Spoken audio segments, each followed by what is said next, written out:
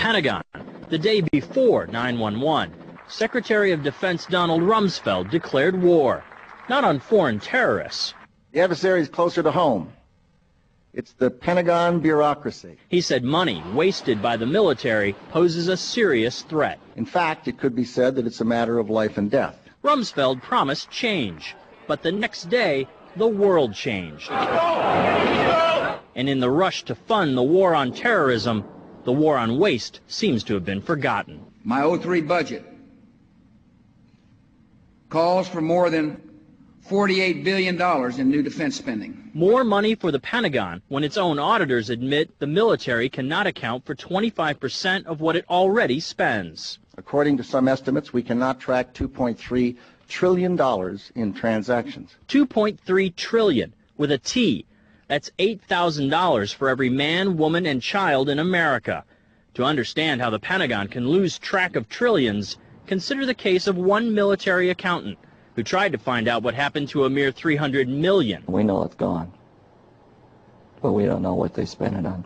Jim Minery, a former Marine turned whistleblower, is risking his job by speaking out for the first time about the millions he noticed were missing from one defense agency's balance sheets. Minery tried to follow the money trail, even crisscrossing the country looking for records. The director looked at me and he says, "Why do you care about this stuff?" It took me aback, you know. My supervisor asked me why I care about doing a good job. So he was reassigned and says officials then covered up the problem by just writing it off. They got to cover it up. That's where the corruption comes in. They've got to cover up the fact that they can't do the job. The Pentagon's Inspector General partially substantiated several of Minery's allegations, but could not prove officials tried to manipulate the financial statements. 20 years ago, Pentagon employee Franklin C. Spinney made headlines exposing what he calls the accounting games.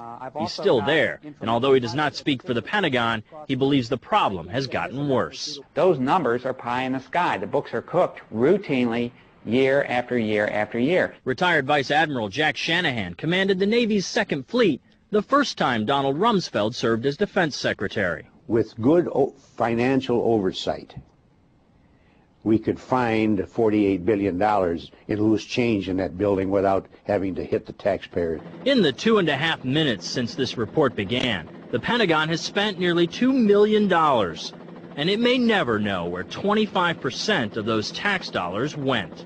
In Los Angeles, I'm Vince Gonzalez for Eye on America.